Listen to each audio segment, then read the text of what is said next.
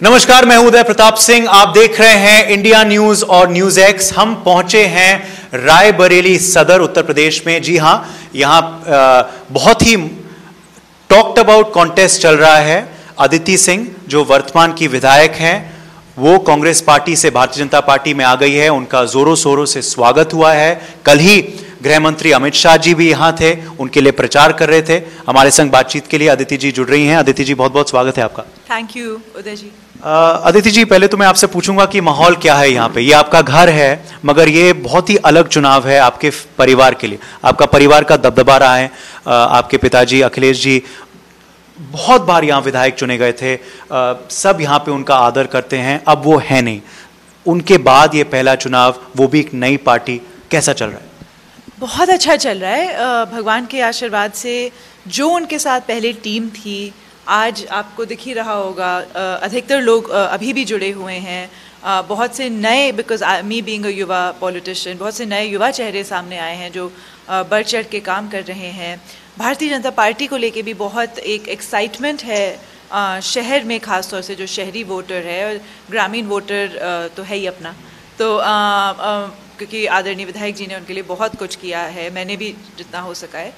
तो जनता का हमेशा बहुत प्यार और आशीर्वाद मुझे मिला है, और अब जनता बहुत उम्मीदों के साथ देख रही है कि आने वाले समय में जब हम भारतीय जनता पार्टी से जीत के जाएंगे तो क्या क्या नई चीज़ें हम अपने क्षेत्र में करा पाएंगे। आदरणीय गृह मंत्री जी भी कल हमारे प्रचार में आए थे, माननीय अमित शाह जी। उसका बहुत अच्छा मैसेज गया कि कहीं ना कहीं वो रायबरेली की सीट को लेके बहुत ही गंभीरतापूर्वक सोच रहे हैं, और मुझे आशा ही नहीं, उम्मीद है कि कल को जीतने के बाद ज़्यादा से ज़्यादा हम लोग रायबरेली काम लाने का भी और योजनाएं लाने का भी काम करेंगे। स्थानीय मुद्दे यहाँ क्या हैं? रायबरेली की जो जनता है, उनके मन में क्या चलेगा वोट डालते वक्त? उदय जी, ये चीज़ मुझे सोचने और समझने में भी आई थिंक काफ़ी टाइम लगा, क्योंकि पहले तो विधायक जी के संरक्षा में हम लोग सब मैंने सारे काम किए। आई थिंक जो सबसे बड़ा स्थानीय मुद्दा है वो है सिक्योरिटी, सेफ्टी। आप मेरे परिवार से भी लंबे टाइम से परिचित हैं, और मेरे स्वर्गीय पिताजी की राजनीति भी आपने करीबी से देखी है, मेरी भी। आपने ये देखा भी होगा, दुकानदारों से अगर आप पूछेंगे, आप सुनेंगे भी, सुना भी होगा कि कभी भी मेरे परिवार ने रायबरेली में वसूली नहीं होने दी, रंगबाजी नहीं होने दी, गुंडा टैक्स, गरीबों की ज़मीनों पे कब्जा, इस टाइप की कोई चीज़ नहीं होने दी। बहुत ही मतलब विद एन आयरन फिस्ट मेरे पिताजी ने रायबरेली में शासन किया, और ना तो ये चीज़ें खुद करी, ना तो किसी और को करने दी। जो हमारे फैक्ट्री वर्कर्स हैं, आप उनसे पूछे, जो हमारे दुकानदार हैं, हमारे डॉक्टर्स हैं, हमारे टीचर्स हैं, जो लोग क्लिनिक्स चला रहे हैं, अन्य सारी जो व्यवस्थाएं हैं, हमारे पटरी दुकानदार हैं, मतलब ये सारी व्यवस्थाएं मेरे स्वर्गीय पिताजी ने बहुत ही सुंदरता से चलाई हो। मतलब अब जैसे जैसे मैं within politics, as I grow and mature as a politician, मैं इन चीज़ों को बहुत अप्रिशिएट कर पा रही हूँ। एंड आई थिंक कहे कोई कुछ भी, प्रतिद्वंदी अपनी बात रखेंगे, विरोधी अपनी बात रखेंगे, और उनका स्वागत है। बट जब आदमी पोलिंग बूथ पे पहुंचता है तो मुख्य मुद्दा जो उनके दिमाग में घूमता है वो यही है कि भाई विधायक जी के राज में हम सुरक्षित हैं। आप खुद, मैं इसी पे आपसे पूछना चाहूँगा, आप खुद एक महिला हैं, तो क्या आप भी योगी जी के शासन में अपने आप को ज़्यादा सुरक्षित महसूस करती हैं? Definitely, and I am not just saying this as a BJP प्रत्याशी। आप मुझे जानते हैं, मैं बेबाक बात करती हूँ। अगर मुझे कुछ गलत लगता है मैं बोलती हूँ, या अगर कोई चीज़ सही लगती है तो उसकी भी सराहना करती हूँ। डेफिनेटली महाराज जी की सरकार में, भारतीय जनता पार्टी की सरकार में सुरक्षा व्यवस्था पहले से बहुत बेहतर हुई है। एंड आप कहेंगे कि मैं बायस्ड हूँ क्योंकि मैं प्रत्याशी हूँ, मैं पार्टी में हूँ, पर मेरे ख्याल से अगर आप किसी सामान्य महिला से पूछें, वो आपको यही बताएंगी, चाहे वो रायबरेली में, चाहे उत्तर प्रदेश के किसी भी हिस्से में। पहले वाकई समाजवादी पार्टी के जो कार्यकर्ता थे वो खुद ही इतने ज़्यादा अराजकता करते थे, कहा जा सकता है, वो खुद इतने अराजक तत्व हैं कि मेन प्रॉब्लम उनसे थी।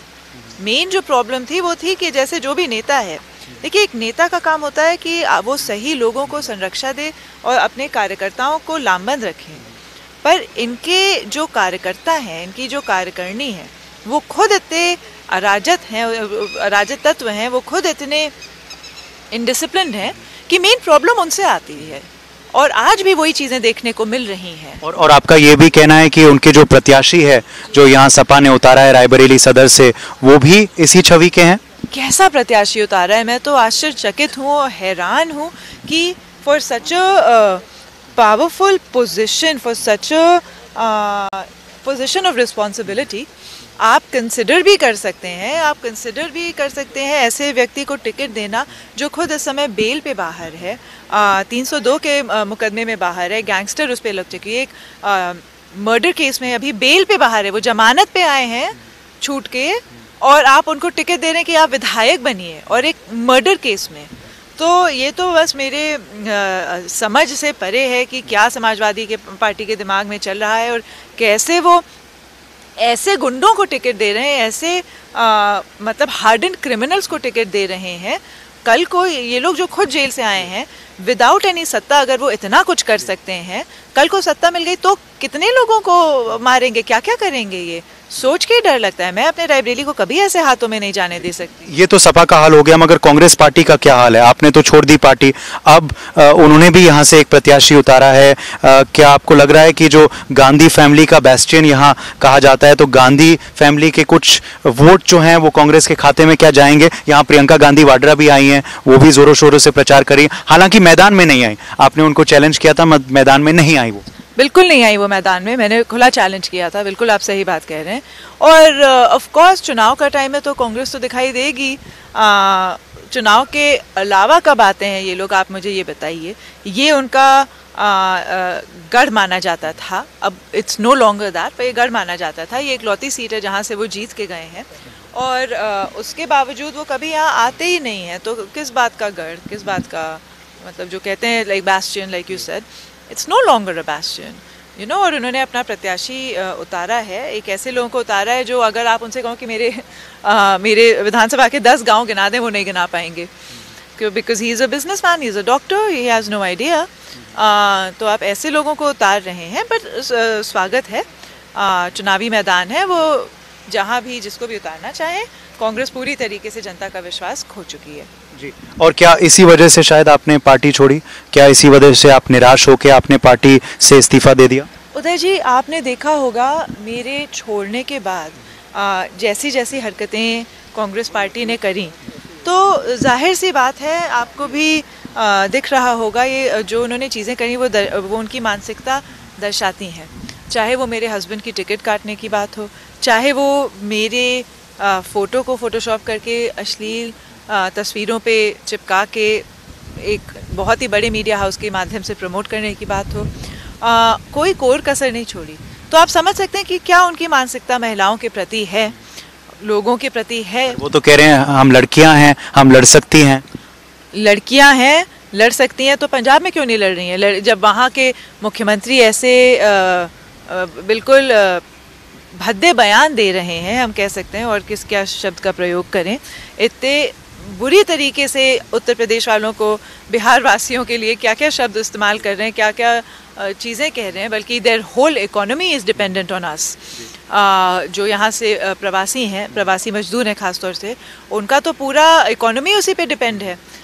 उसके बावजूद ऐसी चीज़ें कहना, और वो उसी मंच को शेयर करके उसको ना तो टोका टाकी करना, हंस रही हैं, तो मतलब ये दोगली पॉलिटिक्स वो कब तक करेंगे? क्या यहाँ के लोग समझते नहीं? आप यूपी आके वोट मांग रहे हैं, आप पंजाब जाके उसी पब्लिक को के सॉर्ट ऑफ बैड विशर्स बन के उनकी उस हालात पे हंस रहे हैं कि हाँ हम इनको यहाँ से खदेड़ देंगे। तो मतलब ये दोगली पॉलिटिक्स पूरी तरीके से सब भारतवासी, रायबरेली छोड़िए, उत्तर प्रदेश छोड़िए, सब भारतवासी समझ चुके हैं। और आप ही नहीं, मगर ऐसा लग रहा है कि सभी कांग्रेस को छोड़ के जा रहे हैं, चाहे वो आरपीएन सिंह हो, चाहे वो जितिन प्रसाद हो, चाहे वो ज्योतिरादित्य सिंधिया हो, चाहे वो अनु टंडन हो, चाहे वो सुप्रिया एरन और प्रवीण एरन हो।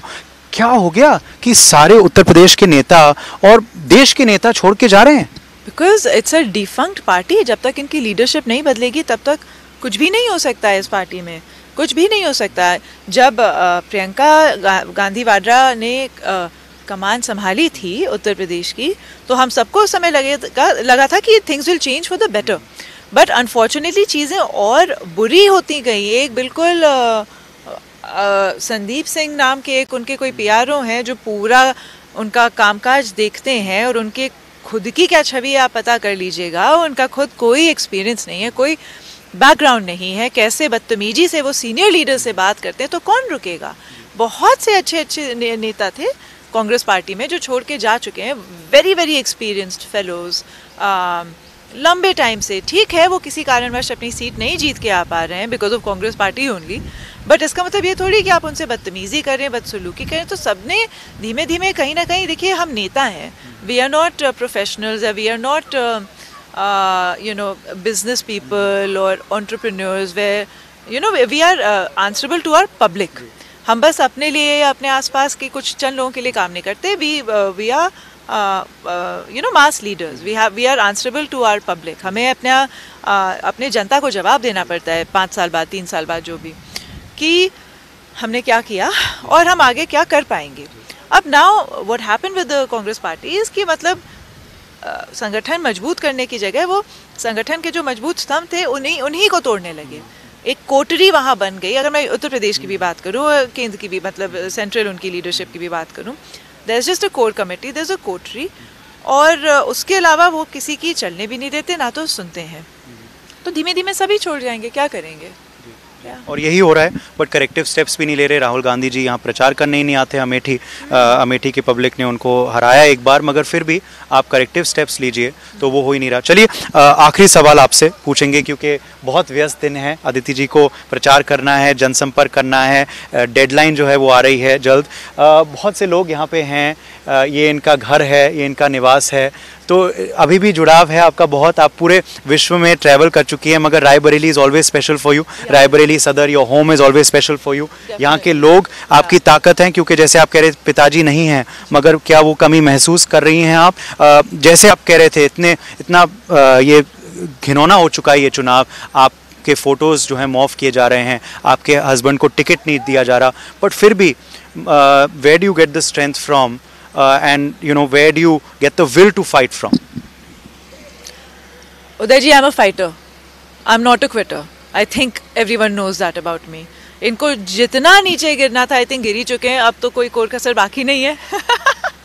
But I'm going to protect my land and my home from the goons of Samajwadi Party, from from Priyanka Gandhi and her extremely terrible vision for Raebareli.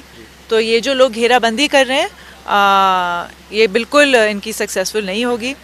जैसे मोदी जी की ये लोग हमेशा घेराबंदी करते हैं, कभी सक्सेसफुल नहीं हुए. योगी जी की हर पार्टी ने मिलकर घेराबंदी करी, कभी सक्सेसफुल नहीं हुए. तो रायबरेली में भी वो मेरी जितनी भी घेराबंदी करें, they are not going to succeed. I have only one word to say to them, bring it on.